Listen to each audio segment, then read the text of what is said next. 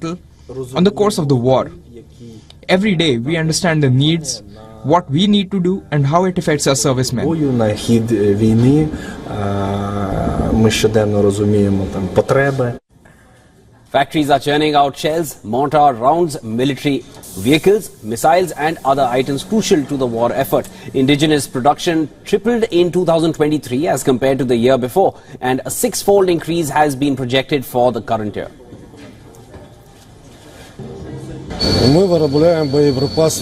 We produce ammunition for 120, 82 and 60 mortars. We are also trying, or rather not trying, but setting up production of engines for drones and ammunition for the drones. The Ukrainian government has budgeted almost $1.5 billion to buy and manufacture weapons at home. For this financial year, the allocated figure is 20 times more than what was given before the war started. The effort has ramped up sharply over the past year as the US and Europe strained to deliver weapons and other crucial aid. Kiev realizes it is against a much bigger Russian military that is backed by a thriving domestic defense industry. But these efforts hardly fill the void left by delayed deliveries. There are also challenges the upcoming industry faces. Ukraine's defense sector has been constrained by a lack of money and manpower. Domestic weapons factories also face trouble catering to the constantly changing needs of battlefield commanders, as well as their own vulnerability to long-range Russian missile strikes. Well, experts say that the country needs a more robust private sector which can help root out inefficiencies and enable factories to churn out weapons and ammunition even faster. Across the border, Russia continues to pump more money into its defense industry. Its growth has helped buffer its economy from the full brunt of Western sanctions. Recently, Russian Defense Minister Sergei Shoigu even boasted of huge increases in the manufacture of tanks, drones and ammunition. Ukrainian weapons industry fell apart swiftly after the fall of the Soviet Union. Just like the rest of the administration, the defense sector too war-ridden with mismanagement and corruption.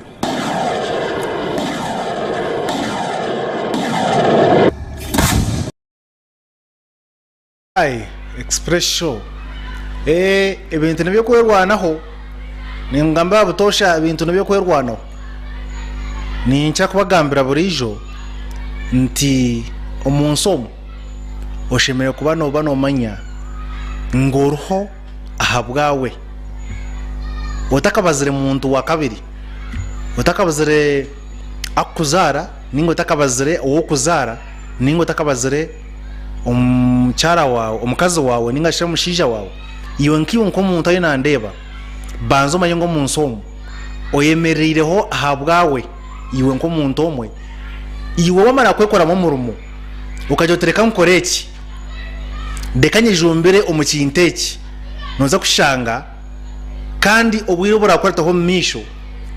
wamara kuba self sustainable wamara kugira ngo no yemerezaho no erisa no yenywesa no karinga bills zawe wano endanke kintu cyona toyina kwanza kugira ngo hatereka nterero mu rumena wanje ninga mukuru wanje ninga ntero mutabano wanje ninga nterero iwe nkiwe kore kintu icyo kuranga kibasa kwemerezaho utafunire buyambi bukuruga omubantu bandi ije Ukraine nchene koresha heji ekinte kiyaye burwo bwanyu kare kubera tanchire bwanyu mana yokoreberwa nsobyayo yes none itango buyambi akwaburiyo mwana itenga mugenzi we Ukraine yakayitangira buyambi bwa America nkabutosha konka bakabene bajongesererezaho batakugihereza buhereza aho wancenga ninyanti ekigambo kimwa mugeze nikimara akwana ko kateka mutwe umanyangu oine kwega kwemereza hiyo nkiwe batafune bushagiki kurugandisho bari amuntu kuyamba ninga kwera ayongeshereze atakutandika busya otahenda omuntu mutayi wanje njo kushanga cyakuyamba kandi waganyirwa mu munonga ekyo bencho wakora mbwen kosha nyomazyo second largest naval air base ya Pakistan bakagitera bom abahekera bajo barra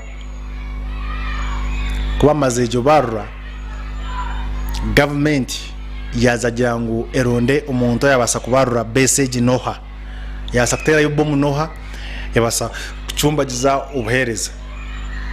ijeje area unity iri mu kicho ka Tabat mu Balochistan mu Pakistan mwen mu Pakistan haturamo bahekera abakweta Balochistan Liberation Army Balochistan Liberation Army bakaita BRA hati bo bargaye barangira ngo government mutareba rubaju mutajya kuza kubeherera abantu babutosha kwiyaho mu kimanyengo nitwe twabasa kubatera ito bahekera nito abatera ejeje ekabetiro message ekabena munonga kubetirwaho kugira ngo benereba nerebesereza byo kwerinda byemishuburo yagati ya Pakistan na China mwena hati abahekera bagitayira bagitera ntimanisa ngo security eberiye nafu eberiye ngara batiyo security takwasa kubasemero mo ya surveillance 24/7 ako muhekera yiza kutera ntimanisa ngo the surveillance system iyo ine neyenda mwigaro ne mwene neburabura mwigaro ekimasa neyenda eyongerwa amamana bajo barro aho bakiryaho erijo nyumazyo bagarikire suicide bomber yabarura abachina mabachina bobine budget nkagamba ka bachina bobine ntekateka yawo yo kuhamba mahanga mu munsomo menda growing economy mpaka basa passing America mwani China in a project yakweta spec mu Pakistan yo China neja nerabira omu infrastructure ngabagamba kare intekateka za China hunami military power ne yakashatu ne kurata Russia America ne kubanza wachura hati ombintu byesente ningashi omuri economy China ekahunama yatambura mpora hansi yatanu ko mahanga South Asia ejine kizuro mu Africa cyabakari cyo cyayata China yakateka enkora yayo yo jangu egume ne hamba mahanga ero kurabera omhanda egororokire kandi mwena mwikirizine China majeza gaine nehereza grants ninga zinehereza loans za infrastructure wanchenga nejengo hati twakora rugutoro kurugaha kwika hano ninga twakombekera ekisayi cyenyo nyeki ninga hati twakombekera urugutoro gari yo mwika wachura otafayo turi abanywani itoenga China tuyine sente deka turwombeke mugumene mushashura mpora bahura hati ekuteka hoguma jangu ne kubanja omuntu yana kumanja mutahi wanje kandi rukurango tokabire kumushashura kanto zini tokagamba washanka eso yakora yo emitwaro nkeshatu yaguba yize yakureba Easydee no jirot wachura mwene umuntu yakwereza kasente yaguma nakubanja kandi rukurango tokine mushawo yo kumushashuresha heji oyine guma no mukwata mpora kugira ngo atatabuka akajya ati mwene hata kinkorire kineki nashara ngo sente zanjye zimpe zaza kurema katuhambeke mukahurura henyumaho utoye tuyinerwango utoye twatina kugira ngo China yahamba Entebbe airport ngo yakugitwara cyumwe no banyabwenki aboje ngo mabanje kutuyina muri China hata shaji ga China jangu tugasashure nehendere hambere bintu byingi kandi nawe birwa kugisashura amabanza gakutubanje echo China tekukikora mu Uganda honka nechikora buri hango muri Africom yo nereba America heri America yetura omukuteka military base omukusava ile nsinga yo America etwanende yije ekorre operations zayo omuyihanga ryawo ningo mahanga ga Africa yo efunemu kugira ngo yakoso wawe yakore byayo konka America teyenda kugira ngo otunguke ninge supporting ihanga ritunguke nenda rugumero rityo yeriko karingamu operation zayo sente ningezo buyambi eze kuherezayo nekete ko kureba ngo tuwatunguka munonga ihanga tumwaza kwereba ibunu. China yo nejetere kantungura ihangeri omukuru tungura mbahereze grants bwaron ngumeni ngitegeka ningivuensinga echo kubanja yaje ngwateze kuro ruguto urwa Uganda echo kubanja abyona sente niye yazitekamo zo kuro ruguto mwasayininga nwakumaraho obuhumbi bwingahi ninga trillion zinga zo rugutezi nezi musayininga Uganda namakushashura muta omungereje neje konka twichirizana oruguto twarutekaho China contracting ejirango Uganda nama contractinga company ya China tari ya Uganda ngusebo twahurra hata onchaje korachi China neya hereze mirumo abantu bayo nchokura bamara kuja kuno companies zileta aba China bisha deno makomo Uganda abanyana Uganda babafura bapota deto mushenyi kwate bendero gumeno uhuba ngo zirabe hositi kwate shururu otereza hari abanya Uganda mugombe ko mu rubazu je mfurije kurabera bamizi oruguto nro wa China abarize bakashara n'aba China abokupima n'aba China mwene kugira ngo bagomba superior over us Africans. Hat China niche kora kugira ngo ehambe amahanga gona egateka under captive egumene funa sente nchokora economy yayo growing big na America hata ine gitina much as yer hare negiza sente konka niyo the biggest economy omintu ye sente yo China nigama jezege kosa kugira ngo ehambe mwene muri Pakistan ebe ine project eka investinga mu sente zo kwingana obuhumbi bwa dola nkaga na butano $65 billion is a project infrastructure project mwene ati nizazubere mbakorano bagenda bayone barambura nibakora ki bebe ine driver bari mu Pakistan na naba China batano suicide bomba yabatahamu yababarurabona yabatayishe butaka barugenda bafa ebe byera ndabibaho. Shahbaz Sharif prime minister wa Pakistan wike kukurataho abenaje no mu China baza kongera kutensa naji baze kureba okuba basa kwerwa ho munonga ebindi murundi hata bari yabari mu bunkenke bahekera babareba yonka prime minister bakuteka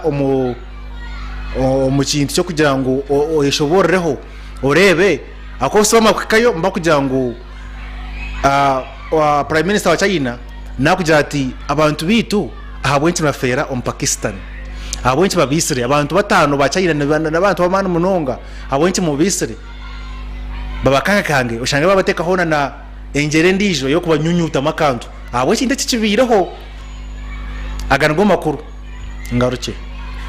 Look, from the International Monetary Fund or the IMF, Pakistan's neighbors, Iran and Afghanistan, are on the war path, forcing the security situation in Pakistan to worsen faster. Now, on Tuesday, a suicide bomber rammed a vehicle working on a dam project in northwest Pakistan, killing 6 people. The attack followed another assault 24 hours earlier in the country's south at the second largest naval airbase. The militants attacked PNS Siddiq in Balochistan, where one paramilitary soldier of Pakistan was also killed. The security forces fought back and neutralized all 5 assailants. And 6 days ago, armed Baloch separatists launched an assault on Pakistan's vital Gwadar port. 2 soldiers and 8 assailants were killed in that attack. Dasu in Khyber Pakhtunkhwa province is the site of a major dam. The area has been attacked in the past. Today's attack, this is of course the recent attack, bears a striking resemblance to a similar strike on a bus that killed 13 people, including 9 nationals from China in 2021, and that attack also took place in the same area. The attack is the 3rd major assault on Chinese interests in the South Asian country in a week, and the most worrisome for Islamabad. Beijing has invested over $65 billion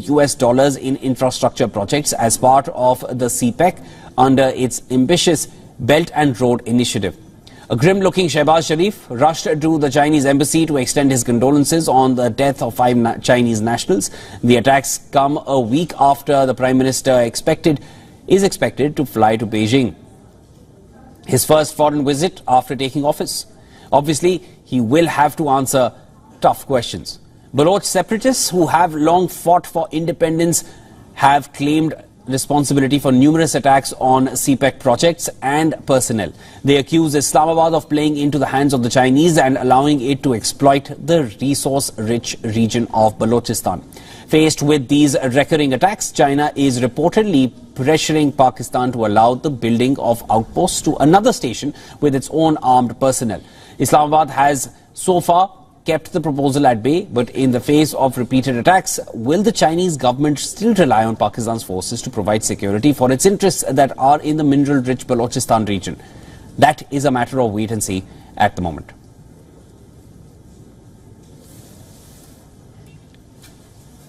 Minister Sergei Shoigu even boasted of huge increases in the manufacture of tanks, drones and ammunition. Express show ninda kutangiriwe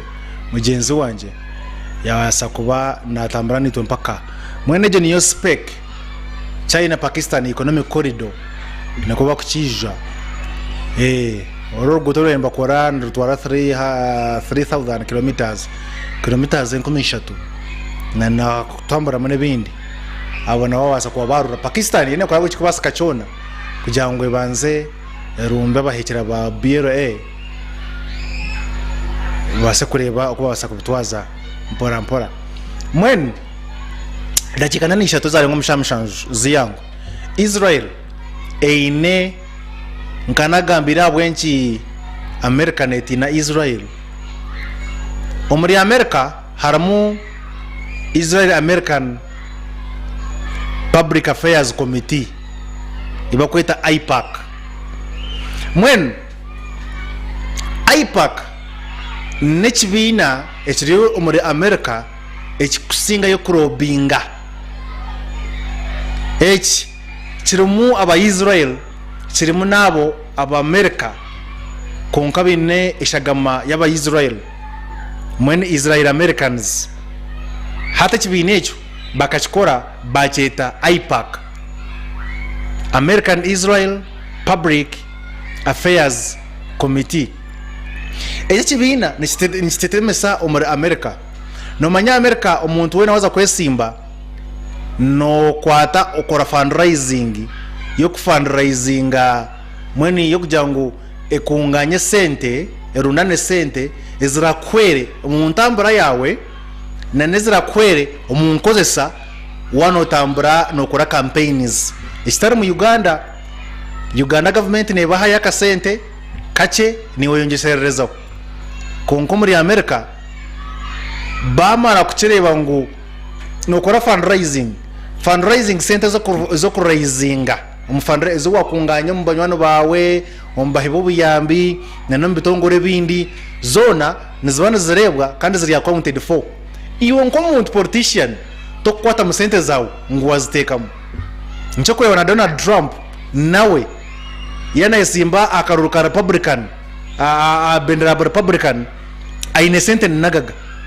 konkata kwasa kwata munugwa kwa mutoro gwa dora omushawe ngo aguteko mu campaign kugenda nico kurebera kiya kwasoro mushawe yenda kugira ngo biba karuru bakiba kabura ke 2021 bukamugendana nato mushango gucurumu kandi akaire nemishanga bamba mvana mu kubanza kukoso mu campaign sente zirengere fundraising hati majango zo zikargankai muri America cyo kintu kugira ngo wakora campaign sente za rugumu bantu no mbitongo naki yonkiwe to ine kosa influence yawe kwata sente kwazikozesa nke kibina nce kine ku mobilizinga kikarunda na sente ezo hati eje IPAC omuri America yakwesimbamu yagireti katugezenka hati nka Eric ayinenda kwesimba habwa meya ninga bwa president yakwesimba mu ekajango hati ekudi campaigning IPAC ene mubambega IPAC nefunabo obujurizo bwona wo kureba wangu yabasa kugamba yakwihe mu ntebe abantu bakwiye mu bwesije nco kureba IPAC ekibine cyaba Israel eki omuri America nibagitina munonga America nico kurebera wa Donald Trump najango Israel batajaha sente na Ukraine batajaha sente konka Israel nagumana gama kampora Biden ncho kurebera ngo hatana rakaruru kaza kuhika ako ku 11 konka ino bubo bwinji bw'amani namanya ngo aha kugirira ngo Israel twakurgamu butunu ati butunu ya kigamba entebe takugira bataho IPAC nekibina cya kirimo bakagambiriza bingi kandi abine system itakuzanazana. For example, omwaka gwa 1991 hakara mu Gulf War Israel kene etera na Iraq. Obwirobo President George Bush Senior ishe wa George Bush ogo mwarebero woriya senior no bari yantebe yagidi campaigninga yajango Israel kimukoro muri Iraq atikiriyo na sente zitubentu bahereza kato share yashara IPAC ekemerra omukarura kabenko korataho yarangira ya campaigninga George Bush Senior entebe taragire bro president ya Burgo ejo agungumana ga IPAC akabinja kaba Israel American omwaka gwa 19 kinana na gumwe hakaru museneta Paul Lindley nawe akagenda kutekaho urwenkununkunu ya jumera Israel IPAC yamudi campaigning obwa seneta tarabagarukireho ekisanje kindi yakajya no kumari yecho wano tankano campaigninga yone kakunereta nekora de campaign nereta bujuruze bukoreka ngogu na akore kineki ogwe munjeriye yetineti mwencho kurebera kandi bo American politicians mavaruinga munonga ntebe yabo na atina munonga kumushisha umbantu akona warga izina lya ndrugumo mu record ngoga akore kineki mwene Israel na ine blackmail committee ya IPAC omuri America ncho kureyamba jeje nisereza munonga Israel yagam ncho kureba hatuko batera karuru munanke jo muri United Nations Security Council Israel America tejizire ngito ntujagera ceasefire agende ninga tukujahagera igenzere yazarobaju yabyejura etinyensho ngazimwa leta tunazikirizana nizinyigiriza Israel bajibuza kizene zinyiga Israel abo tutagira ngo iyo to kwenda ceasefire EMR ngwa on the other part ni tugira ngo aide rabeho n'ubuyambe n'ekindi America negumana yebuzabuza bwa Israel negitina munonga abo kujya ngo ni blackmail munda ene politician akorgayo yaza kujurwanisa IPAC netamu muri America emukoro obushaho ubuyinza ninga shobita yobushagiki bwa bwagenda ncho kora Israel nenyigira America omukantu kache kati mpaka agana go makuru obembatera karuru America kwe honere ikanga kuzaho byebyo. Netanyahu abruptly scrapped a visit by a senior Israeli delegation to Washington. The aim of that meet was to discuss Israel's planned offensive in Rafah. According to Netanyahu's office, the failure of the US to veto the resolution, it's a clear retreat from its previous position and will hurt Israel's war efforts. The threat of an offensive in Gaza's Rafah, it's increased tensions between the United States and Israel. Experts claim if the crisis is not managed carefully, it's only going to continue to worsen with time. The suspension of the meeting in Washington, it also jeopardizes United States' efforts to tackle the humanitarian catastrophe in Gaza. At the same time, it puts a major obstacle in the way of the Biden administration to get Netanyahu to consider alternatives to a ground invasion of Rafah. Biden's decision to abstain from UN voting, it also appears to reflect growing US frustration with Netanyahu. Earlier this month, Biden said that a Rafah invasion will be a red line. However, he added that the United States, it's not going to cut off military aid to Israel. Netanyahu dismissed Biden's criticism and vowed to press forward in Rafah. On the other hand, both the leaders are dealing with political pressure. In November, Biden will face his Republican rival Donald Trump as he aims for another term in the White House. The US president faces pressure not just from America's allies, but from a growing number of fellow Democrats as they call to limit Israel's offensive in Gaza. At the same time, Israeli Prime Minister Netanyahu is facing domestic challenges of his own. Far-right coalition members are demanding a hard line against the Palestinians. He's also facing growing calls from hostages' families to bring back their loved ones. And the frequent protests calling for Netanyahu's resignations have only added to his woes. Express show nyina kutangira mgenzi wanje amasimu gigwire nyina kwata esimu emwe ibiri twase kuba nutugenda esimu emwe ibiri twase kuba nuturugaha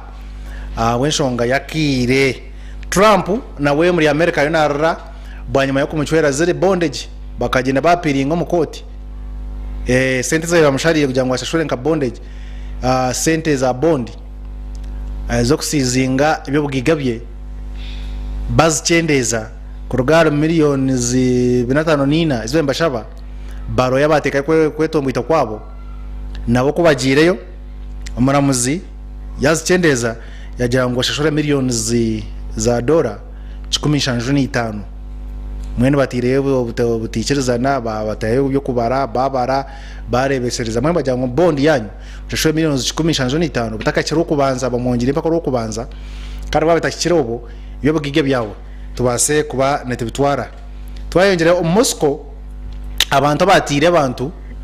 Moscow abatuju abatire burina baba baresere mu chome babaresere mu koti rather baba hozesa ba confessinga nebindi ninjano bareba screener wemba bareta mbabatwazamu abamukureba screener ogwe nomwe abariya gunmen umuriyaba bakonvictingire basharira bahozisa abantu 10 umuriyabo bana nibo babebine mundu abamukureba banabo nimnyanyi bamara kwato charinga nibo bebine mundu bakwase bembatera amasasi isasi umora bembirukanga bakabakwatira nsharo baza crossinga kugenda mu Ukraine nje kuraze Putin nawe abariya najati nchibasakita kugira ngo bakambiruka ngamba zo muri Ukraine ekimasango muri Ukraine no hari abantu bo kubashagika kugira ngo bize bakore uburumbaganyo buringa se bakore cyo ebyona nuko bibire bityo Putin akisimbira makanda mbwen France nayo yarga yajanga kusinzire cya Moscow kukibireho mu Russia nitereka twongereho France Bufaransa cyo mukureba ekizemirundi 3 nayihonese kibamburira cyabatuju cy'abatugumbu zabo bakugizaho kujurumba konka intelligence yayo na counter terrorism unit yayo ekubakwata ekutangira bomu zitakabarukire mwene hati yajeneza kongera abasirikare nkumina omu unity yo kurwanisa ba terrorists ebyo na Sky Express show nimbande Easydee Omwishikatwa bazima tinza kurenga ha dakika zezo zenyini nda producer na mpobira katambara isara cyo nchaka yaka batashanga seta bakankore kindi webare munongo yabasa kwa nareba Edward Banyanga oriyo abanyabiharwe nimbaramusya cyamana Mayiro Serao ni unakora mutya abanyibanda kazokiruhura abo muruti ko mucyaro wo muruti nawe na kunako kutensa munonga na kubuza abametoma nimbaramutya na buriyo mwena omunsomo ayo natureba ndi Easydee Omwishikatwa karahanga gambirine wenyini omwana wa kama obusinje bwa murema rurema karema bugumeniwe